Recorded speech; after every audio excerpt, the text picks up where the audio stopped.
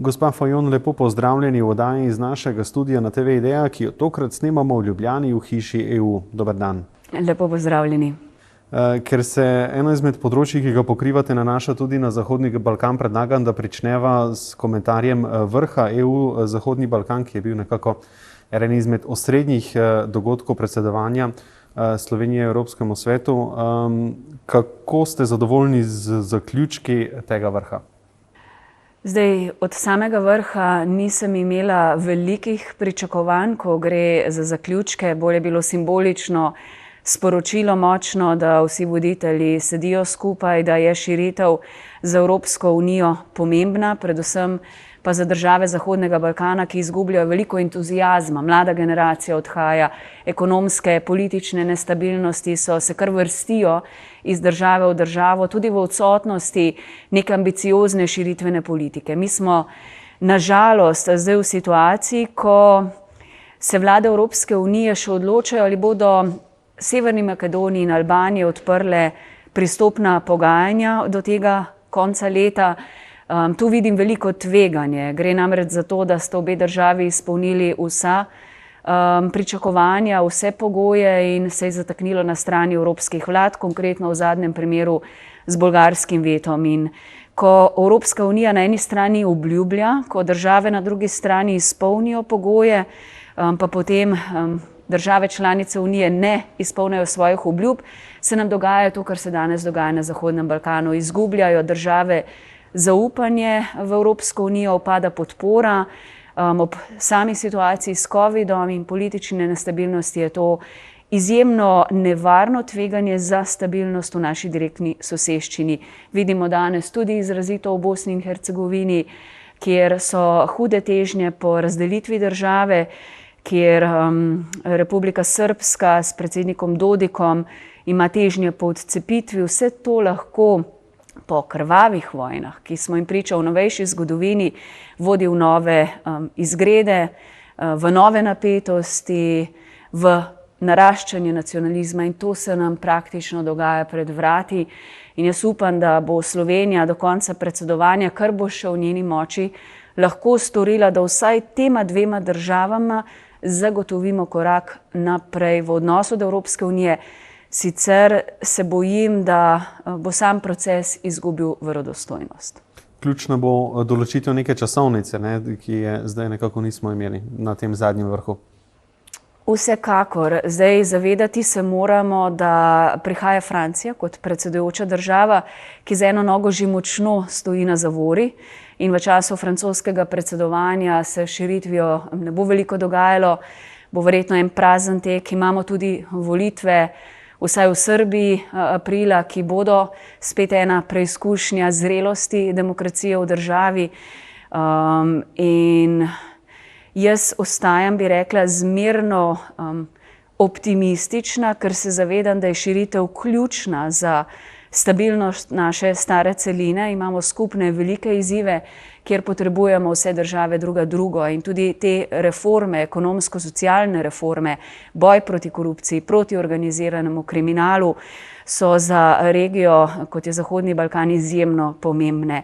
Ne nazadnje pa res, ko veliko hodim po državah, poznam od politikov do okoljevarstvenikov, civilne stroke, do izjemno veliko mladih, ambicioznih ljudi, ki danes izgubljajo vizijo.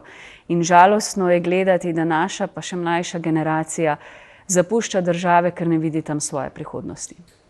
Kako sicer gledate na uspešnost predsedovanja Slovenije Svetu EU?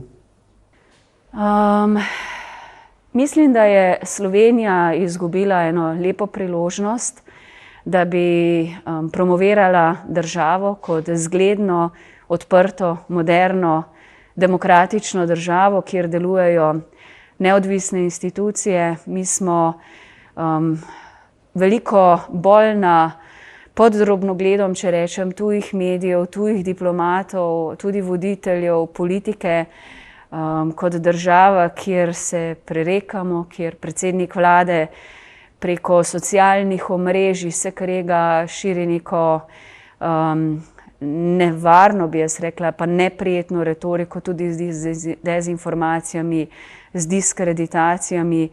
Močno smo razumljeni v tujini kot globoko razdeljena država. Ne gre nam uspešno v obvladovanju epidemije, nasprotno, dosegli smo, da smo svetovni prvaki po številu okuženih. In vse to od posegov v pravosodje do posegov v svobodne medije, neodvisne institucije. Tu nas nažalost komisija in Bruselj pozorno spremljajo, vmešavajo se v toliko, kar zadeva evropske zgodbe, neplačevanje Slovenske tiskovne agencije, neimenovanje evropskih delegiranih tožilcev in tako naprej. Torej, negativne zgodbe odmevajo bistveno bolj kot pozitivne. Velika tema, nažalost tudi v kontekstu Slovenije, je besedna zveza pravna država oziroma spoštovanje prava. V katerem delu paketa oziroma držav se torej bolj v bruseljskih pogovorih uvršča Slovenija? Danes se Slovenija že uvršča v paket bolj problematičnih držav, blizu režimu na Poljskem, na Madžarskem. To sta dve državi, ki sta danes v postopkih zaradi kršitev ali ustave ali poseganja v demokracijo, pravno državo. In te postopki zoper Poljsko in Madžarsko tečejo že zelo dolgo. Slovenija se uvršča zraven teh držav, kar me po svoje žalosti. Vedno smo bili v jedru Evrope, danes se zdi, da se približujemo temu višegrajskemu delu problematičnih držav in tudi izgubljamo zato velike priložnosti. Se mi zdi, da v Bruslju veliko kolegov mi pravi, da pravzaprav od nas ni posebnih pričakovanj, predsedstvo teče brez nekih hujših prebojev in bolj se čaka na Francijo, ki bo prevzela predsedovanje. Zdaj, jaz sem tretji mandat v Evropskem parlamentu. Nikoli nismo o Sloveniji na plenarnem zasedanju imeli razprave, kar me veseli. Smo jo pa nažalost imeli prvo razpravo pred meseci, ko je šlo za politično vmešavanje v svobodne medije. To so lansirali tuji kolegi iz zahodnoevropskih držav, različnih političnih skupin in enako zdaj se verjetno zna zgoditi, da bomo imeli resolucijo in razpravo o pravni državi v Sloveniji. O tem se predsedniki vodje političnih skupin še odločajo. Slovenijo je pred kratkim precej medijsko odmevno obiskala tudi misija skupine Evropskega parlamenta za spremljanje spoštovanja demokracije, vladavine prava in temeljnih pravic. Kaj menite, da je bilo ključno sporočilo tega obiska? Ključno sporočilo tega obiska, tudi skupina delegacij Evropskega parlamenta je že napisala poročilo pristojnemu odboru, v kateremu sem članica, je, da je ogrožena demokracija. Da za posegi v institucije, ki danes vsaj sodstvo še delujejo, ampak so toliko politično ogroženi, da je neposredno ogrožena demokracija. Mi vidimo, da tudi skozi epidemijo, z izjemno nizko precepljenostjo, z izjemno velikim številom okuženih, se kaže, da vlada ni poslušala stroke, ni prijazno komunicirala, predvsem pa vse ukrepe, ki omejujejo, sprejema z odloki, brez neke zakonske podlage, večinoma so protiustavni in vse to nakazuje tudi neko ignoranco samega delovanja pravne države. Tako da to ni nezanemarljivo in o tem kolegi v Evropskem parlamentu razpravljajo. Kot sem rekla, ta delegacija, ki je bila v Sloveniji pod vodstvom Nizozemke Sophie in 't Veld, je izrazila skrb tudi v poročilu, ki ga je že posredovalo odboru Libe, in ne bo me presenetilo, če bo nazadnje o tem potekala tudi naslednja razprava na plenarnem zasedanju. Vrniva se še na spoštovanje vladavine prava. Tukaj je zanimivo, da je predsednik Evropskega parlamenta predlagal oziroma sprožil postopek tožbe proti Evropski komisiji zaradi neukrepanja na podlagi uredbe o pogojevanju evropskih sredstev. Se vam zdi to običajno oziroma pravilno, torej, da ena evropska institucija toži drugo institucijo? To je bila parlamentarna večina in odločitev. Mi smo v parlamentu ves čas vztrajali z večino, da je treba vzpostaviti mehanizem, s katerim bomo pogojevali spoštovanje temeljnih evropskih vrednot za izplačili denarja. Čisto preprosto. Neka država, kot je Madžarska, če ne sprejema politik Evropske unije oziroma jih sprejema samo à la carte in krši vrednote, kot največja prejemnica evropskih sredstev, zelo težko ljudem upravičimo, zakaj bi nekje zahodne evropske države ta denar namenjala državam, ki ne spoštujejo skupnih pravil igre. In drugačni mehanizmi do zdaj politični niso bili učinkoviti, tudi ne 7. člen za odvzem glasovalnih pravic ali posledično izključitev ali Poljske ali Madžarske iz Evropske unije. Nikoli do danes ni bilo dovolj politične volje ali pa so se države preprosto po političnih družinah zaščitile. Tako da edina možnost, kjer se danes res konkretno lahko pogovarjamo, je, da se preprosto vladam, ki ne sodelujejo, ki ogrožajo Evropsko unijo in povezavo in solidarnost, kaznujemo na način, da ne dobijo želenih evropskih sredstev. Tu moram povedati, da ne gre na koncu za jemanje evropskega denarja državljankam in državljanom oziroma projektom, ki so že odobreni. Tu gre za krčenje v bistvu denarja, ki ga dobijo škodljive vlade in morajo one same nadoknaditi izgube. Kako ocenjujete uspešnost slovenskega načrta za okrevanje in odpornost oziroma kako dobro se je tisto, kar ste pred nekaj meseci razpravljali in sprejemali v parlamentu, prelilo v dejanski načrt? Tu gre za izjemno velika evropska sredstva. Jaz mislim, da je bil ta dogovor zgodovinski. Zgodovinski v smislu, da Evropa prvič v tako znatni meri financira tudi z nepovratnimi sredstvi obnovo in nek napredek znotraj Evropske unije po epidemiji. Tu je vsaka država morala napraviti svoj načrt. Jaz sem si močno želela, da bi Slovenija resnično zastavila neko razvojno vizijo za 10-20 let v skladu s skupnimi evropskimi cilji. V mislih imam, da bi si začrtali, kako zagotoviti zeleno infrastrukturo, spodbuditi nova delovna mesta, vlagati v znanost in raziskave, tisto, kar je prihodnost, digitalna revolucija.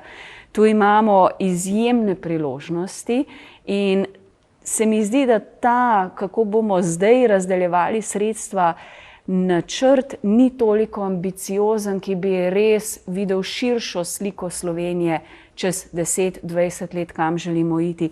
Bojim se, da bomo veliko denarja potrošili za neke majhne projekte, ki ne bodo neka dodana vrednost razvojno naravnana za prihodnost. Ampak denar se črpa, od nas bo tudi odvisno, kako sposobni ga bomo počrpati, je pa res to ena izjemna priložnost, da investiramo v našo državo. Kako uspešne so pri svojih načrtih za okrevanje in odpornost druge članice Evropske unije?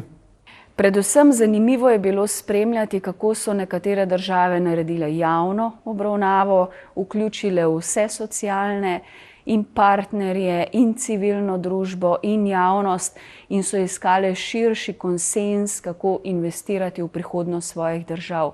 Pri nas neke javne razprave, kako bomo porabili denar, preprosto ni bilo.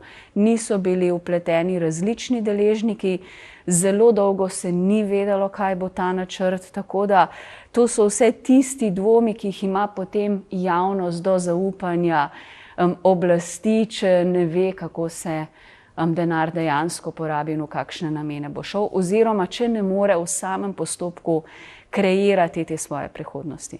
Omenili ste zdravstveno krizo, o njej bova spregovorila še v nadaljevanju pogovora. Ste pa na zadnjem plenarnem zasedanju Evropskega parlamenta govorili tudi o energetski krizi, s katero se spopada Evropska unija.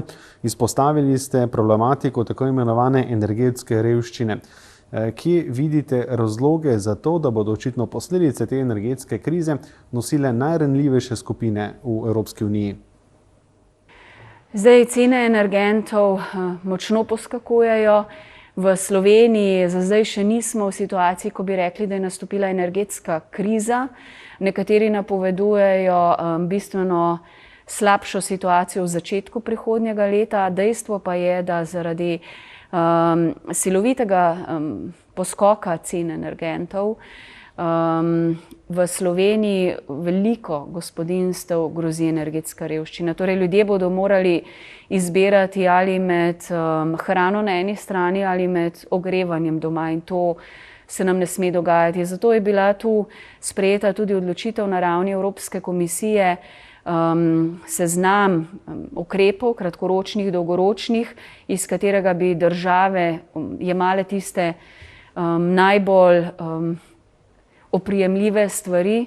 Se mi zdi, da ena takih dobrih ukrepov zamisli je, da bi ljudem, ki bodo v stiski z ogrevanjem po zimi, omogočili neke energetske vavčerje oziroma neke popuste. Marsikaj se tu da narediti, da bi normalno šli skozi zimo. Predvsem pa se moramo pripraviti na te izzive, tudi v luči podnebnih sprememb, glede na to, da če želimo postati ogljično nevtralna družba, dosegati ambiciozne cilje za varovanje našega okolja in posledično zdravja, da bomo morali tudi močno spremeniti svojo miselnost in poglede na samo energetsko prihodnost naše države, kako si zagotoviti preskrbo z energenti, z elektriko, z obnovljivimi viri energije, tako da bomo čim bolj samozadostni. To so veliki izzivi, ki so pred nami, dragi izzivi, ki so pred nami, ki pa zahtevajo čim širše soglasje. Omenila so torej že zdravstveno krizo. Nažalost, Slovenija, tako kot nekatere druge članice Evropske unije, se spopada s skokovitim porastom števila okužb. Rekli se, neslavni svetovni prvaki smo v številu na milijon prebivalcev. Nekaj razlogov za to veliko število okužb oziroma neuspešno spopadanje ste že navedli. Kako pa sami vidite rešitve za vendarle to, da te zadeve umirimo in da nekako se, podobno kot nekatere druge članice Evropske unije, uspešnejše spopadamo z to zdravstveno krizo? Zanimivo je si pogledati primerjavo med mogoče Zahodom in Vzhodom ali Zahodom in Jugom. Danes je precepljenost v zahodnoevropskih državah bistveno višja. In tam so podatki o bolnih, ki grejo skozi težji proces zdravljenja bolezni v bolnišnicah ali so na intenzivni negi ali umirajo, slika bistveno boljša, kot jo napovedujejo mogoče na vzhodu ali jugu, kjer je precepljenost izjemno nizka. Tam je večje število okuženih, tudi pričakujejo večje število mrtvih. Zakaj? Jaz iskreno mislim, da je posledica nezaupanja v institucije, nezaupanja v sistem, v tiste, ki so obvladovali in komunicirali epidemijo. Zanimivo je videti en podatek, da v Sloveniji vsak drug Slovenec po eni od zadnjih raziskav misli, da smo krivi kar sami. To pomeni, da ne spoštujemo PCT pogojev, da se ne želimo cepiti, ampak tudi to je posledica nezaupanja v sistem, v politiko, v sprejemanje verjetno prehitro različnih ukrepov in veliko nezaupanje. Kaj je mogoče narediti? Predvsem jaz ljudi vedno znova želim, tudi kot političarka in kot sama sem bolnica s kronično boleznijo, pozvati, da zdaj je res čas, da pokažemo solidarnost. Mi jo znamo pokazati, Slovenci, da se zavedamo, da so okoli nas bolni ljudje, da so okoli nas zdravniki, medicinsko osebje, sestre, ki so močno obremenjeni, ki ne zdržijo pritiska, da ni dovolj prostora v bolnicah, da ljudje, ki imajo druge bolezni, praktično sploh ne morejo priti do zdravnika, ni diagnosticiran rakavih bolenj in to vse nas bo močno zadelo v prihodnje. Dajmo čim bolj spoštovati ukrepe, ki so. Vladi pa priporočam, naj končno komunicira prijazno, posluša, kaj ima zapovedati stroka in ne sprejema takih političnih odločitev, ki so tudi mimo ustave in hkrati uvajajo tudi določeno represijo, kar ljudje danes ne pristajajo. Omenili ste torej nezaupanje v sistem, nezaupanje v vlado. V tem kontekstu me zanima, ali je potem tudi posledica tega to precej goljufivo obnašanje z digitalnimi potrdili oziroma ponarejanje digitalnih potrdil. Verjetno tega niste imeli v mislih takrat, ko ste v Evropskem parlamentu razpravljali o nekih okvirih, ki naj bi na evropski ravni določili ta covidna potrdila. No, zagotovo nismo imeli v mislih, da bodo ljudje hitro našli obvode in skušali goljufati. To je velika ovira pri obvladovanju epidemije. Danes se kaže ogromno goljufij, ampak ljudje so na koncu odgovorni. Vsi smo odgovorni za svoje ravnanje, tako politika kot ljudje, ki iščejo neke obvode, ker s tem predvsem ne samo, da ogrozijo sebe, ampak ogrozijo ranljive ljudi okoli njih. Zdaj, prej sem omenila, da smo v situaciji, ko nam zmanjkuje osebja, ko mora minister za zdravje pozivati študente, prostovoljce, da pridejo pomagati v zdravstveni sistem. To je res da neprecenljiva izkušnja, ampak mogoče tu še en nasvet oziroma poziv. Mi imamo znotraj Evropske unije vzpostavljen mehanizem civilne zaščite, Rescue, znotraj katerega lahko ne samo, da zaprosijo države, ki imajo resna tveganja, tudi ko gre za zdravstvene razmere, zaprosijo za ali medicinsko opremo ali medicinske sestre in osebje. In me preseneča, da tega že nismo storili, ker mogoče bi pa lahko v bistveno krajšem času prišli tudi do kadrov, ki jih nujno potrebujemo v bolnišnicah. Dotaknimo se ob koncu najnega pogovora tudi prihodnjega leta, ki bo precej volilno intenzivno, bi lahko rekli, 3 volitve bodo. Lahko pričakujemo, da bo od izida volitev, predvsem parlamentarnih, odvisno tudi nadaljevanje vaše poti v Evropskem parlamentu? Vsekakor. Jaz pravzaprav na nek način verjetno zaključujem svoj 2 mandata in pol v Evropskem parlamentu. Nameravam peljati stranko Socialnih demokratov na volitve prihodnje leto. Seveda bo od rezultata in zaupanja volivk in volivcev odvisno tudi moja izvolitev, ne nazadnje v ali državni zbor, ali jaz upam, da nam bo uspelo tudi zamenjati vlado. Vse je odvisno od te politične prihodnosti, ampak pričakujem, da se bo moja kariera nadaljevala v Sloveniji in da bo posledično v Evropskem parlamentu potem zamenjal moj naslednik, naslednica. Kaj pričakujete od samih volitev in predvsem temu, kaj bo sledilo, torej sestavljanje vlade? Kako težko oziroma enostavno bo?